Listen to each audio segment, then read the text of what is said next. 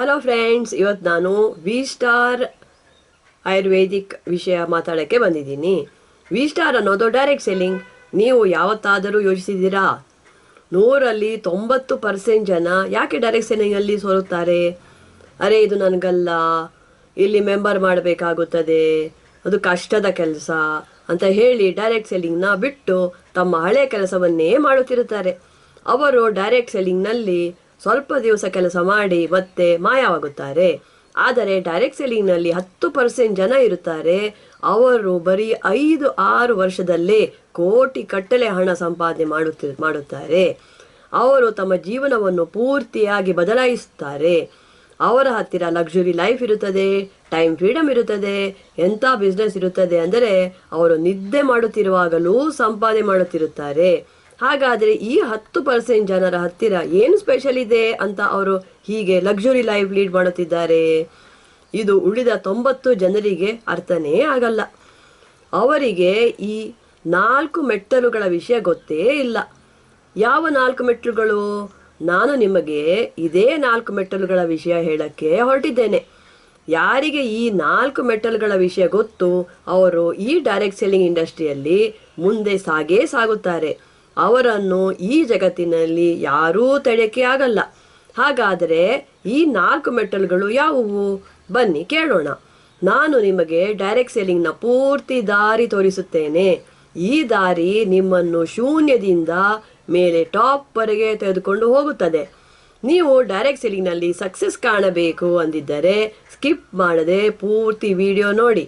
ಯಾಕೆಂದರೆ 3ನೇ ಮತ್ತು 4ನೇ ಮೆಟ್ಟಲು ತುಂಬ ಇಂಪಾರ್ಟೆಂಟ್ ಆಗಿರುತ್ತದೆ. ಅವು ನಿಮ್ಮ ಕಣ್ಣುಗಳನ್ನು ತೆರೆಯುತ್ತವೆ. ಈಗ ನಾವು ಹತ್ತುತ್ತೇವೆ ಮೊದಲನೆಯ ಮೆಟ್ಟಲು. ಇದು ತುಂಬ ಡೇಂಜರಸ್ ಮೆಟ್ಟಲು. ಇದಕ್ಕೆ ಸರ್ವೈವಲ್ ಮೆಟ್ಟಲು ಅಂತ ಕರೆಯುತ್ತೇವೆ. 90% ಜನರು ಇದೇ ಮೆಟ್ಟಲಿನಲ್ಲಿ ಡೈರೆಕ್ಟ್ ಸೆಲ್ಲಿಂಗ್ ಬಿಸ್ನೆಸ್ನ ಗಿವ್ ಅಪ್ ಮಾಡಿ ಬಿಟ್ಟು ಹೋಗುತ್ತಾರೆ. ನೀವು ಮೊಟ್ಟ ಮೊದಲಿಗೆ ಈ ಇಂಡಸ್ಟ್ರಿ ಎಂಟರ್ ಮಾಡಿದಾಗ ತುಂಬ ಎಕ್ಸೈಟೆಡ್ ಆಗಿರ್ತೀರಿ. ನಿಮಗೆ ಅನಿಸುತ್ತದೆ, ನಾನು ನನ್ನ 10 ಫ್ರೆಂಡ್ಸ್ಗೆ ಪ್ಲ್ಯಾನ್ ತೋರಿಸುತ್ತೇನೆ ಮತ್ತು ಆ ಎಲ್ಲ 10 ಜನರು ಸೇರುತ್ತಾರೆ ಅಂತ. ಆದರೆ ಹಾಗೆ ಆಗಲ್ಲ. ನಿಮ್ಮ ಬೆಸ್ಟ್ ಫ್ರೆಂಡು ನಿಮ್ಮ ಫೋನ್ ರಿಸೀವ್ ಮಾಡೋದೇ ನಿಲ್ಲಿಸಿಬಿಡುತ್ತಾನೆ. ನಿಮ್ಮ ರಿಲೇಟಿವ್ಸು ನಿಮ್ಮ ಬೆನ್ನ ಹಿಂದೆ ನಿಮ್ಮನ್ನು ಗೇಲಿ ಮಾಡುತ್ತಾರೆ. ಬಂದ ಕೋಟ್ಯಾಧಿಪತಿ ಆಗಕ್ಕೆ ಅಂತ ಹೇಳುತ್ತಾರೆ. ನೀವು 20 ಜನರಿಗೆ ಪ್ಲ್ಯಾನ್ ಹೇಳುತ್ತೀರಿ, ಆದರೆ ಅದರಲ್ಲಿ 19 ಜನ ಬೇಡ ಅನ್ನುತ್ತಾರೆ. ಆಗ ನಿಮ್ಮ ಎಕ್ಸೈಟ್ಮೆಂಟ್ ಎಲ್ಲ ಕಮ್ಮಿ ಆಗುತ್ತದೆ, ನಿಮಗೆ ಬೇಜಾರಾಗುತ್ತದೆ. ಈ ಮೊದಲನೆಯ ಮೆಟ್ಟಲಿನಲ್ಲಿ ನಿಮ್ಮ ಇನ್ಕಮು ಸಣ್ಣದಾಗಿರುತ್ತದೆ, ಖರ್ಚು ಜಾಸ್ತಿ ಆಗಿರುತ್ತದೆ. ನಿಮ್ಮ ಹತ್ತಿರ ಕೆಲವು ಸಲ ದುಡ್ಡೇ ಇರುವುದಿಲ್ಲ. ನೀವು ಕಷ್ಟಪಡುತ್ತಿರ್ತೀರಿ, ಆದರೆ ಅದಕ್ಕೆ ತಕ್ಕ ದುಡ್ಡು ಬರೋದೇ ಇಲ್ಲ. ಹಾಗಾದರೆ ಈ ಸರ್ವೈವ್ ಮೆಟ್ಟಲನ್ನು ಹೇಗೆ ದಾಟೋದು? ಇಲ್ಲಿ ನಮಗೆ ನಿಮ್ಮ ಆಲೋಚನೆಯನ್ನು ಬದಲಾಯಿಸಿಕೊಳ್ಳಬೇಕಾಗುತ್ತದೆ. ದುಡ್ಡನ್ನು ನೋಡಬೇಡಿ, ಕಲಿಕೆಗೆ ಮಹತ್ವ ಕೊಡಿ. ಮೊದಲ 6 ತಿಂಗಳು ದುಡ್ಡಿನ ಕಡೆ ಗಮನ ಕೊಡಲೇಬೇಡಿ. ಎಷ್ಟು ಆಗುತ್ತದೋ ಅಷ್ಟು ಕಲಿಯಿರಿ. ಅದು ಝೂಮ್ ಮೀಟ್ ಇರ್ಬೋದು, BOP ಇರ್ಬೋದು, ಅಥವಾ ಟ್ರೈನಿಂಗ್ ಕ್ಯಾಂಪ್ಸ್ ಇರಬಹುದು. ಎಲ್ಲದನ್ನೂ ಅಟೆಂಡ್ ಮಾಡಿ. List making, invitation, plan, objection handling ಎಲ್ಲವನ್ನು ಮೊದಲು ಕಲಿತುಕೊಳ್ಳಿ. ಯಾರಾದರೂ ನನಗೆ ಬೇಡ ಅಂತ ಹೇಳಿದರೆ ಅರ್ಥ ಮಾಡಿಕೊಳ್ಳಿ, ನೀವು ನಿಮ್ಮ ಗುರಿಯನ್ನು ತಲುಪುವ ಕಡೆಗೆ ಹೋಗುತ್ತಿದ್ದೀರಿ. ಗ್ಯಾಪ್ ಇಟ್ಕೊಳ್ಳಿ. ಈ ಜಗತ್ತಿನ ಪ್ರತಿಯೊಬ್ಬ ಸಕ್ಸಸ್ಫುಲ್ ವ್ಯಕ್ತಿ ಈ ಸರ್ವೈವಲ್ ಮೆಟಲನ್ನು ಏರುವಾಗ ಹತ್ತಿದ್ದಾನೆ, ಕಣ್ಣೀರು ಸುರಿಸಿದ್ದಾನೆ.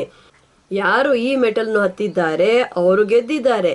ಈ ಮೆಟಲಿನ ಕಷ್ಟಗಳನ್ನು ಯಾರು ಪಾರು ಮಾಡಿದ್ದಾರೆ ಅವರು 2ನೇ ಮೆಟಲಿನ ಮೇಲೆ ನಿಂತಿದ್ದಾರೆ. ಇದನ್ನು ನಾವು ಸ್ಟೆಬಿಲಿಟಿ ಮೆಟ್ಟಲು ಅಂತ ಕರಿತೀವಿ.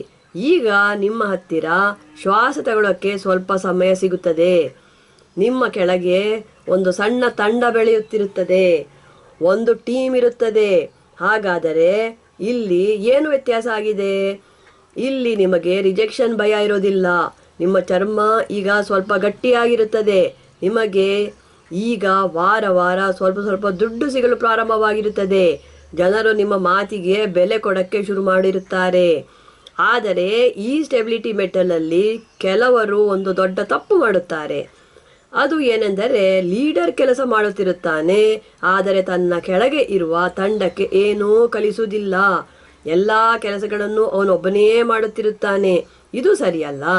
ನೀವು ಏನು ಮಾಡಬೇಕು ಅಂದರೆ ಕಮ್ಯುನಿಕೇಷನ್ ಜಾಸ್ತಿ ಮಾಡಬೇಕು. ನಿಮ್ಮ ಟೀಮ್ನಲ್ಲಿ ಇರುವ 5-6 ಒಳ್ಳೆಯ ಜನರನ್ನು ಆರಿಸಿ ಅವರಿಗೆ ಟ್ರೈನಿಂಗ್ ಕೊಡಬೇಕು, ಅವರನ್ನು ರೆಡಿ ಮಾಡಬೇಕು. ನೀವು ಇಲ್ಲ ಅಂದರೂ ಅವರು ಜನರಿಗೆ ಪ್ಲ್ಯಾನ್ ತೋರಿಸುವ, ಪ್ರಾಡಕ್ಟ್ಸ್ ವಿಷಯ ಹೇಳುವ ಕೆಲಸ ಮಾಡುವ ಹಾಗೆ ಅವರನ್ನು ತಯಾರು ಮಾಡಬೇಕು. ಆವಾಗ ನಿಮ್ಮ ಟೀಮ್ ಇಂಡಿಪೆಂಡೆಂಟ್ ಆಗುತ್ತದೆ. ಆವಾಗ ನಿಮ್ಮ ಬಿಸ್ನೆಸ್ ನಿಜವಾಗಿ ಸ್ಟೇಬಲ್ ಆಗುತ್ತದೆ. ಈಗ ನೀವು 3ನೇ ಮೆಟ್ಟಲನ್ನು ಹತ್ತುತ್ತೀರಿ. ಈ ಮೆಟ್ಟಲನ್ನು ಸಿಗ್ನಿಫಿಕೆನ್ಸ್ ಅಂತ ಕರಿತೀವಿ.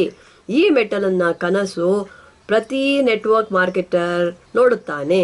ಇಲ್ಲಿ ನೀವು ಬರೀ ದುಡ್ಡು ಮಾಡುವ ವ್ಯಕ್ತಿಯಾಗಿರಲ್ಲ, ಇಲ್ಲಿ ನೀವು ಬೇರೆಯವರ ಜೀವನವನ್ನು ಸುಂದರ ಮಾಡುವ ಕೆಲಸವನ್ನು ಕೂಡ ಮಾಡುತ್ತಿರುತ್ತೀರಿ. ನಿಮ್ಮ ಟೀಮ್ನಲ್ಲಿ ಈಗ 100 ಅಲ್ಲ 1000 ಲೆಕ್ಕದಲ್ಲಿ ಜನರಿರುತ್ತಾರೆ.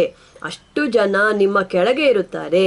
ನಿಮ್ಮನ್ನು ದೊಡ್ಡ ದೊಡ್ಡ ಮೀಟಿಂಗ್ಸು, ಸೆಮಿನಾರ್ಗಳಲ್ಲಿ ಗೆಸ್ಟ್ ಆಗಿ ಕರೆಯಲಾಗುತ್ತದೆ. ಈಗ ನೀವು ಸ್ಟೇಜ್ ಮೇಲೆ ಹತ್ತಿದಾಗ ಎಲ್ಲ ಕಡೆಯಿಂದ ಚಪ್ಪಾಳೆ ಸದ್ದು ಕೇಳುತ್ತದೆ. ನಿಮ್ಮ 1 ವಾರದ ಇನ್ಕಮ್ ಲಕ್ಷಕ್ಕೆ ಏರಿರುತ್ತದೆ. ಈಗ ನೀವು ನಿಮ್ಮ ಲಾಭ ಮಾತ್ರ ನೋಡೋದಿಲ್ಲ, ನಿಮ್ಮ ಮೈಂಡ್ಸೆಟ್ ಬದಲಾಗಿರುತ್ತದೆ. ಈಗ ನೀವು ನಿಮ್ಮ ಸ್ವಂತ ಇನ್ಕಮ್ ವಿಷಯದಲ್ಲಿ ಯೋಚನೆ ಮಾಡೋದಿಲ್ಲ. ನಿಮ್ಮ ಕೆಳಗೆ ಇರುವವರಲ್ಲಿ ಯಾರನ್ನು ಮೇಲೆ ತರಬೇಕು ಅಂತ ನೀವು ಯೋಚನೆ ಮಾಡುತ್ತೀರಿ. ಯಾರಿಗೆ ಯಾವ ರ್ಯಾಂಕ್ ಅಚೀವ್ ಮಾಡಬೇಕು ಅಂತ ಯೋಚಿಸುತ್ತೀರಿ. ಯಾವಾಗ ನೀವು ಬೇರೆಯವರ ರ್ಯಾಂಕ್ ವಿಷಯ ಯೋಚಿಸಲು ಶುರು ಮಾಡುತ್ತೀರಿ, ಆಗ ನಿಮ್ಮ ರ್ಯಾಂಕ್ ಕೂಡ ಅಚೀವ್ ಆಗುತ್ತದೆ. ಈಗ ನೀವು ಡೈರೆಕ್ಟ್ ಸೆಲ್ಲಿಂಗ್ನ ಎಲ್ಲಗಿಂತ ಮೇಲಿನ ಮತ್ತು ಎಲ್ಲಗಿಂತ ಸುಂದರವಾದ ಮೆಟ್ಟಲಿಗೆ ಇರುತ್ತೀರಿ. ಈ ಮೆಟ್ಟಲನ್ನು ಸಕ್ಸೆಸ್ ಅಂತ ಕರೀತಾರೆ. ಈ ಒಂದು ಮೆಟ್ಟಲಿಗೋಸ್ಕರನೇ ನೀವು ಮೊದಲನೆಯ ಮೆಟ್ಟಲಿನಲ್ಲಿ ಜನರ ಬೈಗಳುಗಳನ್ನು ಕೇಳಿದ್ದೀರಿ, ರಾತ್ರಿ ನಿದ್ರೆ ಕೆಟ್ಟು ಮೀಟಿಂಗ್ಸ್ ಅಟೆಂಡ್ ಮಾಡಿದ್ದೀರಿ. ಹಾಗಾದರೆ ಈ ಮೆಟಲ್ನಲ್ಲಿ ಏನಿದೆ? ಇದರಲ್ಲಿ ಫೈನಾನ್ಷಿಯಲ್ ಫ್ರೀಡಮ್ ಇದೆ. ಯಾವುದಾದರೂ ಒಂದು ವಸ್ತುವನ್ನು ಖರೀದಿ ಮಾಡುವ ಮುನ್ನ ನಿಮಗೆ ಅದರ ಪ್ರೈಸ್ ನೋಡುವ ನೆಸೆಸಿಟಿನೇ ಇರೋದಿಲ್ಲ. ಮತ್ತು ಟೈಮ್ ಫ್ರೀಡಮ್ಮು. ನೀವು ಗೋವಾದಲ್ಲಿ ನಿಮ್ಮ ಫ್ಯಾಮಿಲಿ ಜೊತೆಗೆ ಎಂಜಾಯ್ ಮಾಡುತ್ತಿರುತ್ತೀರಿ. ಆಗ ನಿಮ್ಮ ಮೊಬೈಲ್ನಲ್ಲಿ ಮೆಸೇಜ್ ಬರುತ್ತದೆ, ಕ್ರೆಡಿಟ್ 50,000. ಈಗ ನಿಮ್ಮ ನಂತರ ಕೂಡ ನಿಮ್ಮ ಫ್ಯಾಮಿಲಿಗೆ ರಾಯಲ್ಟಿ ಇನ್ಕಮ್ ಬರುತ್ತಿರುತ್ತದೆ. ನಿಮ್ಮ ಅಡಿಯಲ್ಲಿ ಎಂತೆಂಥ ಲೀಡರ್ಸ್ ಇರುತ್ತಾರೆ. ಅವರು ತಮ್ಮ ಕನಸನ್ನು ನೆನಸು ಮಾಡುವುದಕ್ಕೆ ಶ್ರಮ ಪಡುತ್ತಿರುತ್ತಾರೆ. ನೀವು ಕೆಲಸ ಮಾಡುತ್ತೀರಾ, ಬಿಡುತ್ತೀರಾ. ನಿಮ್ಮ ಸಿಸ್ಟಮ್ 24 ಗಂಟೆ ಕೆಲಸ ಮಾಡುತ್ತಿರುತ್ತದೆ. ಇದಕ್ಕೇನೆ ನಾವು ನಿಜವಾದ ಪ್ಯಾಸಿವ್ ಇನ್ಕಮ್ ಅಂತ ಕರಿತೀವಿ. ಯೋಚನೆ ಮಾಡಿ, ಯಾರು ಕೂಡ ಅಷ್ಟು ಸುಲಭದಲ್ಲಿ 4ನೇ ಮೆಟಲನ್ನು ಏರಲು ಸಾಧ್ಯವಿಲ್ಲ. ಪ್ರತಿಯೊಬ್ಬನೂ ಮುಳ್ಳಿರುವ ರಸ್ತೆಯಲ್ಲೇ ನಡಿಬೇಕು. ಇವತ್ತು ಜನರು ನಿಮ್ಮನ್ನು ನೋಡಿ ನಗುತ್ತಿದ್ದಾರೆ, ನಿಮ್ಮ ಪಾಕೆಟ್ನಲ್ಲಿ ಹಣ ಕಮ್ಮಿ ಇದೆ ಅಂದರೆ ಖುಷಿ ಪಡಿ. ಯಾಕೆಂದರೆ ಅದರ ಅರ್ಥ ನೀವು ಮೊದಲನೇ ಮೆಟ್ಟಲ್ನಲ್ಲಿದ್ದೀರಿ ಮತ್ತು ಸರಿಯಾದ ದಾರಿಯಲ್ಲಿದ್ದೀರಿ. ದಾರಿ ಬಿಟ್ಟು ಹೋಗಬೇಡಿ, ಇದೇ ದಾರಿಯಲ್ಲಿ ಮುಂದೆ ಸಾಗುತ್ತೀರಿ. ಯಾಕೆಂದರೆ ಅಂಥವರೇ ಸಕ್ಸೀಡ್ ಆಗೋದು. ನೀವು ಇವಾಗ ಡೈರೆಕ್ಟ್ ಸೆಲ್ಲಿನ ಯಾವ ಮೆಟ್ಟಲ್ನಲ್ಲಿದ್ದೀರಿ ಅಂತ ನನಗೆ ಕಮೆಂಟ್ ಮಾಡಿ ಖಂಡಿತ ತಿಳಿಸಿ. ಜೈ ಹಿಂದ್, ಜೈ ಕರ್ನಾಟಕ.